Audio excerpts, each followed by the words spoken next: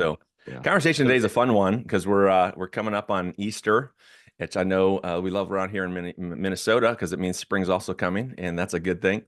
But it's an important conversation, and I think today we really want to wrestle around the question of the resurrection and how does the resurrection and how we preach it on Easter motivate and inform a disciple making culture. So fun one as we jump in here, and I think maybe just the first thing we should maybe stop at and pause at is around just foundational reality of what are the elements of the gospel and how where's the resurrection fit into the midst of that.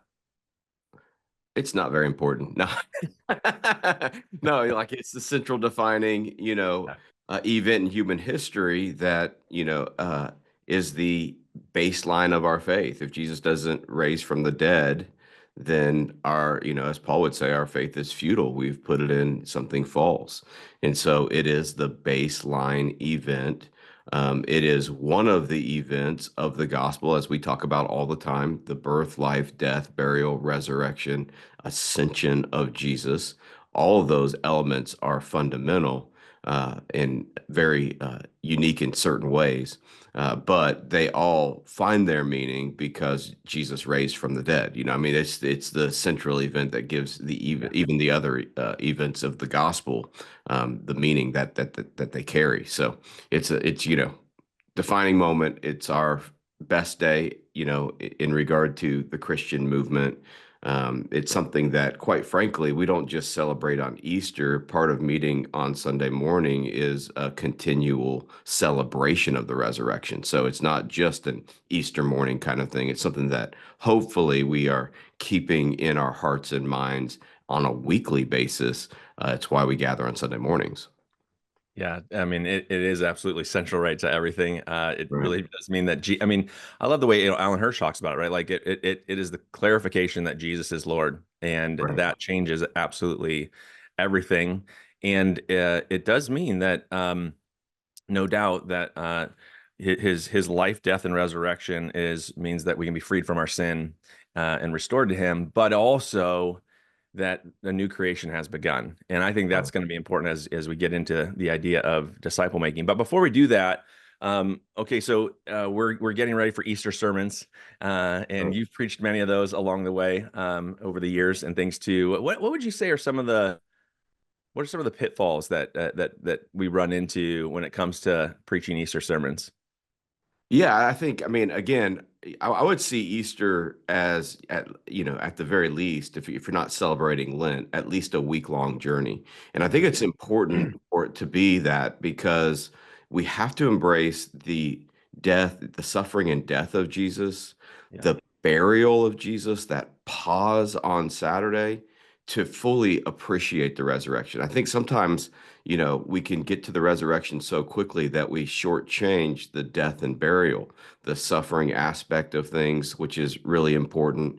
The pause where he's in the grave and there's anticipation, but also deep sadness, and then the final joy of the resurrection. And so I'd say maybe one mistake we make is getting to the resurrection too quickly without really appreciating the other things that happen throughout that week, and especially, the Friday, Saturday, Sunday journey.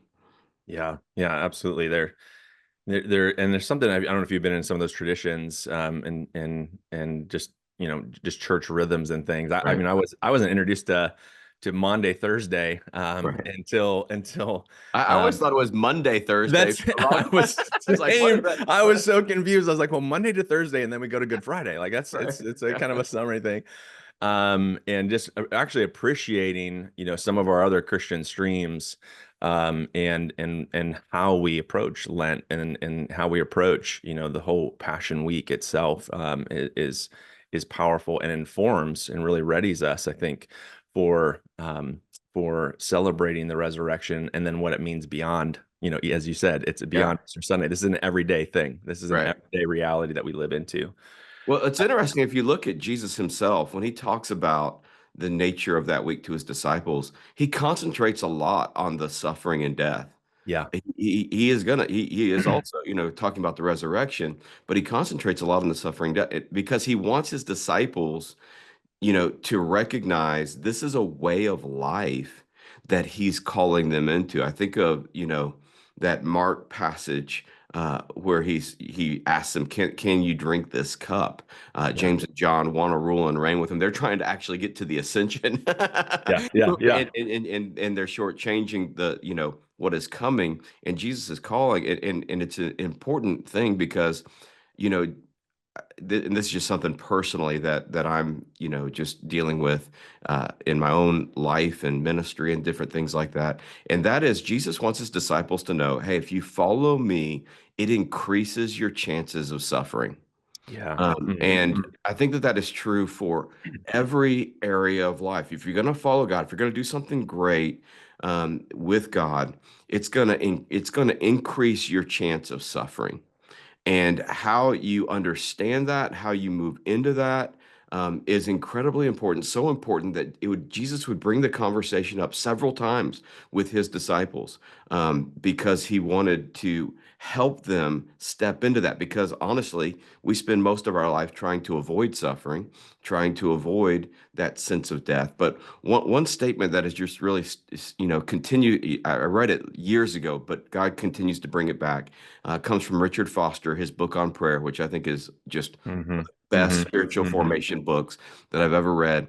And Foster says this. He says, sometimes God refines our faith by threatening to destroy our faith. Mm. And I've just found that to be so true. Like I Mm. found that to be so true. But then he'll later say, whatever God kills, he also resurrects. Mm. And I think sitting there and understanding, hey, part of the suffering process is a refinement of our faith. And sometimes it feels like in those moments, God is threatening to destroy our faith, but he's really refining our faith. And then the things that God kills, he always resurrects. And so I think, just even as we're talking about Easter and preaching Easter, it's, especially in the world that we live in that's trying to either numb pain or remove suffering, there is a way of life that Easter is inviting us into that is a refining kind of moment before it is a celebration kind of moment. Yeah, that's huge. That's huge. I mean, it's true, isn't it? In the American culture in particular, we have no real place for suffering. Like Right. at all costs, Mhm. we try to mask it, avoid it in any way we can. And it is interesting to see that the gospel writers and the New Testament writers are bringing us into like two. It's like two rails of a train track. Like it is bringing us into the suffering, and then at the same time bringing us into hope in the midst of that. And then when you embrace one, you can truly embrace the other, and it Right. is powerful. Like the New Testament writers are actually, as the early Christians are going through incredible suffering, are actually using the resurrection to point to hope. And I love the way N.T. Wright often describes about in his book Surprised by Hope, is not just for personal salvation. Like the hope isn't just like he's back. Right. You know, Right. it's not just, and so one day you'll be able to go to heaven too. But in the midst of that, as we walk through suffering, because Jesus rose, that new way of life and that new hope actually isn't just something for the future. It's actually something that we can have with us in the today. Yeah, absolutely. And, we're talking right now about, Thursday, Friday, that sense of suffering.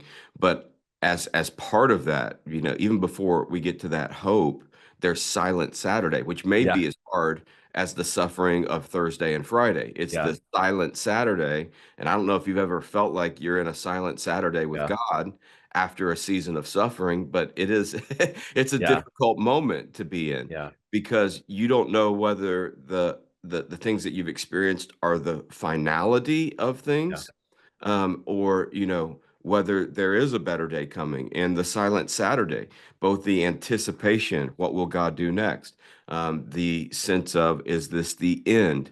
That Silent Saturday, is just something that I think we experience in life a lot, in our journey with God a lot. And again, just an important part of the resurrection story, that is the pause yeah, of action. And yeah. It is pregnant. It is a pregnant pause, but it Yeah. is still a pause, and it comes with all kinds of questions, and it comes with its own struggle that sometimes is even it's a different kind of pain than the actual, brutality of physical suffering. It's Yeah. just simply that sense of nothing's happening. Yeah. Yeah. Yeah. That is. I think of when you said that, I think it made me think of Pastor John Kitchen, um, writing both about the Easter weekend, but also connecting that to the larger story of 400 years of silence and how we experience, I mean, we think about that. I mean, it's the same thing, right? It's exile and suffering, 400 years of silence. But I remember this phrase in it that he said is just because God isn't speaking doesn't mean that he is not working. And that's what we experience, on Saturday as well. But it's also what we experience, to your point, in our lives of how many times it feels like, is God doing nothing? And yet God is actually doing something incredible. And what we step into, of course, even with Easter on Sunday, and obviously coming out of the exile, what we step into with Jesus' incarnation is that God is up to something actually incredible, as we lean into that. Yeah, absolutely. And just to affirm that, that's what Peter tells us Jesus is doing on Saturday. He's Yeah, setting yeah, all the yeah. captives free. Like, Sweet. it looks like nothing's happening, but No, actually exactly. a lot is happening underneath the Yeah, surface. yeah, And, again, not to belabor the point, but that yeah, sense of increased chance for suffering, yeah, moments of silence, then into resurrection, a better than creation restoration is what yeah, resurrection is. yeah, Man, that is just such a pattern of life. And if ever you are trying to do something great, I mean, I just even when it comes to, we do a lot of vision work, right? yeah, And I'll never forget as an early leader, hearing that kind of, hey, there's the vision, then there's the death of the vision, then there's the resurrection of the vision. And I, I never wanted to hear that. Honestly, right. why does there have to be the death of Yeah, the vision? Because it's the refinement of the vision yeah, that, God is doing by threatening to destroy the vision in a certain way. He's refining the vision, and then there's the resurrection of the vision. Um, yeah, so I think it's just a process that if we can preach well on Easter, it gives a redefining for all of life and a lot of the difficulty that we find ourselves in. yeah. Well, just to summarize that before we jump into the next question. So, I mean, some of what we said here then is we can, one of the missteps we can take is skip the suffering and move to the hope too quick. Yeah. Some of them, one is, making the resurrection just a happy ending. And that just, that it is, it's not an epilogue, right? It's the Right. beginning of God's renewal project today.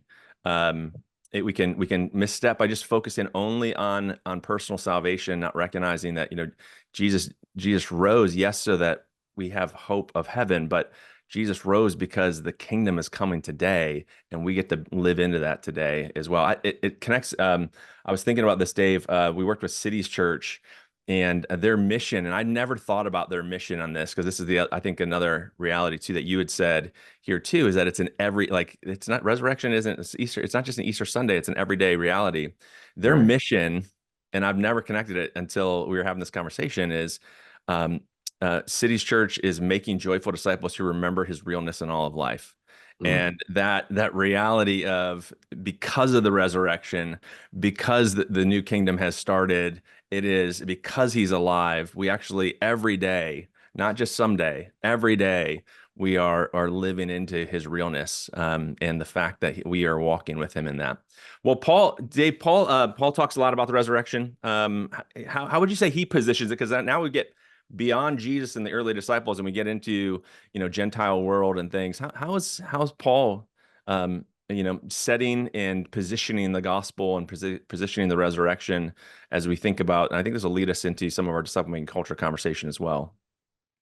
Yeah, I mean, if you read Paul, I mean, it's a challenging message that he's preaching to the Gentile world, and oftentimes, doesn't make sense to them Yeah, whatsoever, right? I mean, it's foolishness in a certain way. You're talking about the resurrection of the dead, and yet for Paul, it's such a convicting reality that makes sense of all of creation and makes yeah, sense of, what God is doing in the world. It's the central kind of thing. So, you're going to see it through Paul's writings a lot. He's going to establish it historically the best that he possibly can, but he's going to establish it as a new reality that has broken into the world, that is turning everything upside down and inside out, and becomes the defining reality of everything that he's going to talk to the churches about, and all of his evangelistic kinds of messages and all of his training is kind of centered in.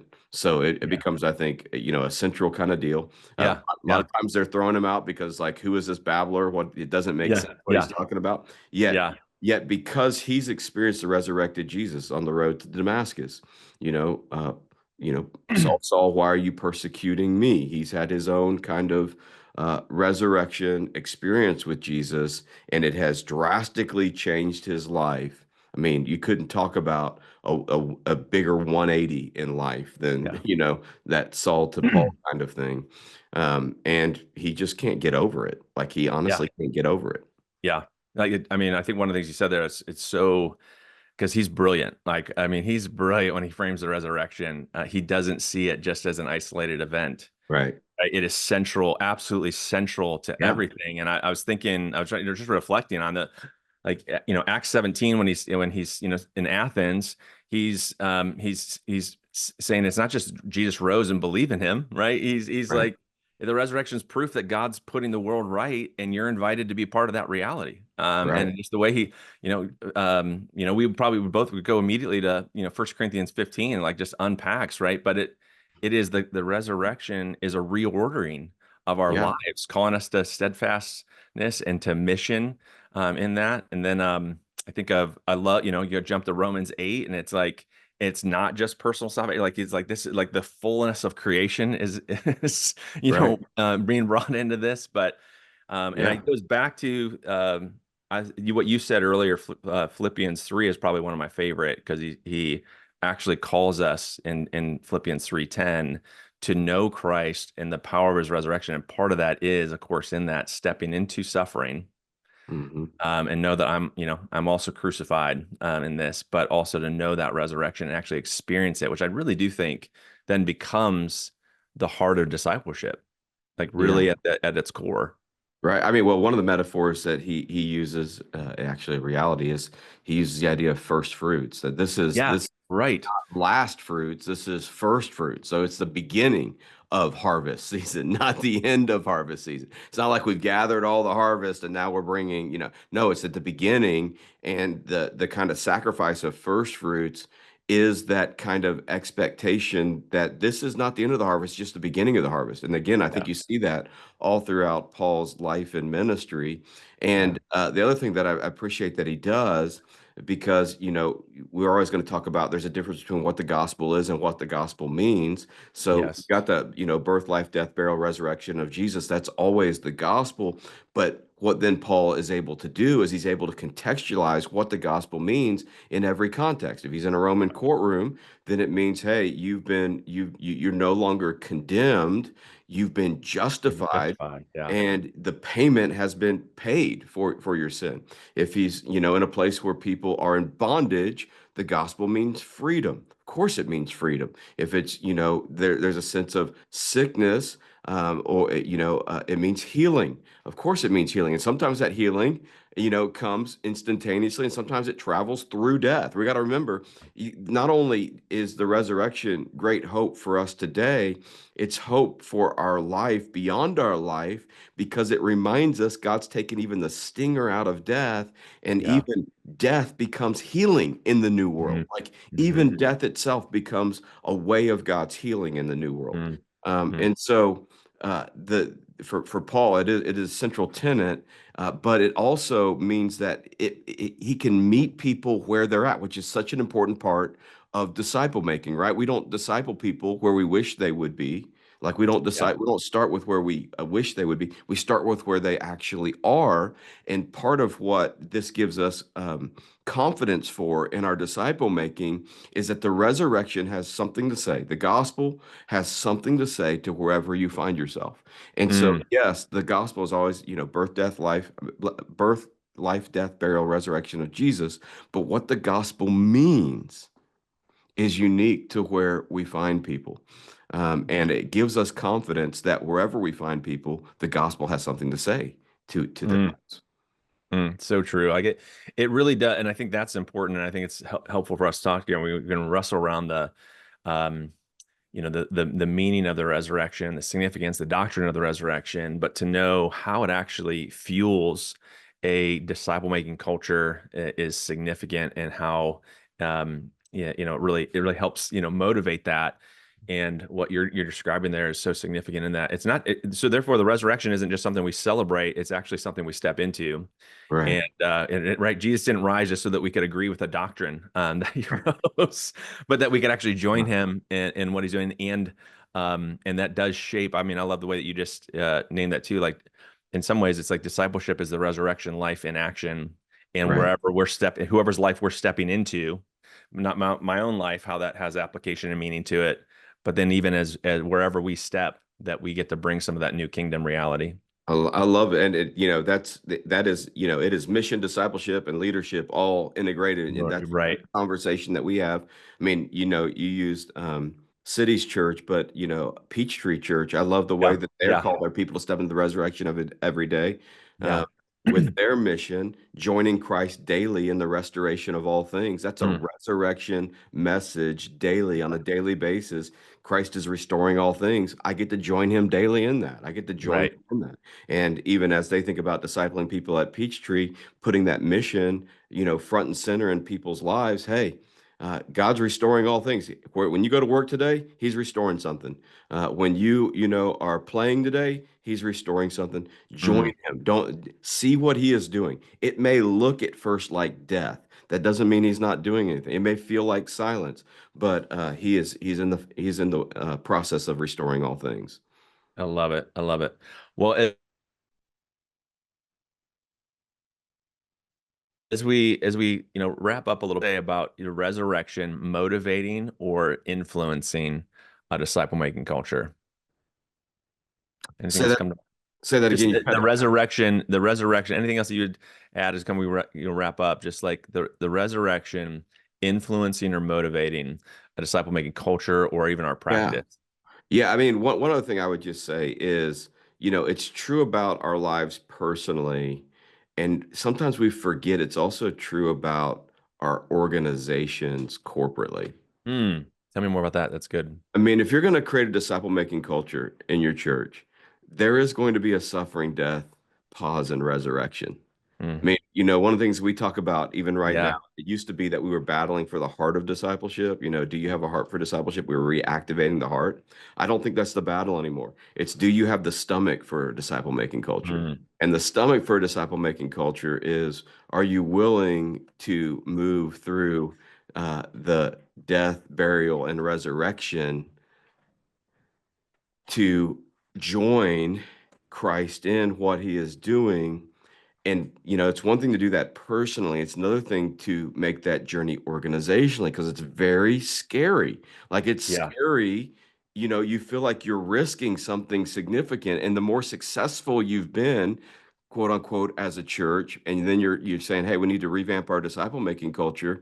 There is a there's a journey that you have to go through that is very much marked by death, burial, resurrection. And our friends at Grace Church are, they're doing their podcast now on reinventing church, and they're Right. basically walking people through Right. that looks like in their setting. And I love that because it's real and it reminds us, when we are making organizational change and we are trying to follow Jesus into what he's doing, we may forget it personally, but I think we also forget it organizationally. And the question Mm. is, are we willing to follow Jesus through that to see the disciple making culture reemerge in our church? And again, that Silent Saturday moment for leaders that we work with is a difficult moment. We talk about all the time, the difference between addition and multiplication. 1 + 1 = 2, 1 times 1 = 1, 2 + 2 Mhm. = 4, 2 times 2 = 4. 3 plus 3 equals 6, 3 times 3 equals 9. It's not till the third generation that you even begin to see any of the benefits from what you are investing in. And Yeah. so I think that that kind of suffering and Silent Saturday piece organizationally is almost even harder as a leader than personally. I'm willing to take that stuff on myself personally when I see our organization going through that. I can't tell you how many times when I see our organization going through death, burial, resurrection, it makes me more insecure as a leader, not because of myself and my leadership, but because of what I'm afraid it means to everyone else in the organization. Like, I'm okay suffering. It's hard for me to see other people in the organization suffering. Yeah. It's hard to Yeah. see the organization not going up and to the right in Yeah. a season of silence, in a season of, Yeah. man, is this just dying or is it Yeah. being reinvented? That's even more difficult for me as a leader. And with the leaders that we work with, I know they struggle with those same things as well. And it's that moment, it only makes sense from the other side. Yeah, that's huge. I've not thought about it this way, Dave, but yeah, from the organizational side of things, I mean, to think just metaphorically then of Mount of Calvary, which is, hey, some things may need to die, Hmm. right, in our organization. Kidron Valley, Silent Saturday, kind of moment of, hey, we make those decisions and then things get silent. And as leaders, when we make those bold decisions, and then, in the midst of the messy, well, sometimes we call it the messy middle Right, of, did were they the right ones? right, Because we don't see the resurrection yet. We don't see the right. new life that we're looking for yet. And then to see kind of Mount Arbel slash Mount of Olives kind of reality on the other side of that. And it's hard to point people from Calvary Mm, as an organization to something they can't yet see on the right. other side, and the ability to walk in that. But it is actually a big part of it. Organizational change a lot of times is um, and we say it a lot, that you've got to do elimination before you can do innovation. There's some things that probably will need to die or unlearn Mhm. before we step into that new reality. And that new reality, I wish it all came in 3 days. Yeah, I that'd be mean, amazing. I need some more three Right. day reality. Mhm. So that's Absolutely. powerful. And I think, as again, it is helpful for us even to keep that in mind from an organizational standpoint too, as we're building and leading a disciple making culture, making the shifts that need to take place on that doesn't happen overnight, and that there is both some dying, which will feel at sometimes like loss, just like the disciples felt. Yeah. It'll feel there'll be some silence, and yet it's the always pointing to what that real hope is of what we're moving towards, and that new kingdom life that we're walking into. Right. One last thing that might be worth bringing up in disciple making culture, especially with our process. We often talk about the crowd versus the crowd cloud, uh, Yeah, and that sense of, hey, who's there on Sunday? And that's a certain group of people, but we have to imagine their cloud. Well, I also, just in light of, some good news, all right, it was yeah, just part of this is, Easter does, I think, if will have eyes to see it, give us eyes to see some of the cloud of our people that come on a regular basis and some of that kind of impact reality of our church. I mean, we live in a world yeah, today where, our most committed people don't come every week. And so from week to week, you're seeing, a portion of the people that you are impacting, and then a portion of their cloud at best. And at Easter, we often do get the opportunity to peek a little bit more into the cloud that oftentimes we only can imagine in our mind. And I just would love to just call us as leaders to see that, because it's so easy on Easter Sunday to be busy delivering and getting through the services, so to speak, to not lift our eyes to see some of the cloud that now is in our crowd, maybe just for a yeah, week, but some of that cloud is there, and to just recognize more is happening in our ministry than what we see from Sunday to Sunday. And yeah, Easter is an opportunity just to pause, lift your eyes and see that and celebrate that, because it can get exhausting as a pastor and leader when you know are looking at the same faces from week to week, and wonder, is what we're doing making any difference at all? And Easter, has a way of reminding us, hey, more than what we're seeing week to week is happening. Yeah, so good, so good. The resurrection and the gospel itself is truly our motivation and power for life and ministry, and it is the only sustaining power for life and ministry. And I love that you're naming in the midst of that hey, even Sunday morning, Easter Sunday morning, we get a glimpse of seeing what can be, and the opportunity that people have, that we have as the people of God, to step into the relational spheres of influence that God's already placed around us as well. So great conversation today, Dave. I know we need to wrap this one up. Yeah. On that, I'm feeling freshly motivated, even as we step into the Easter season with this, and again, what it means for us for building and living out a disciple making way of life. So thanks, brother.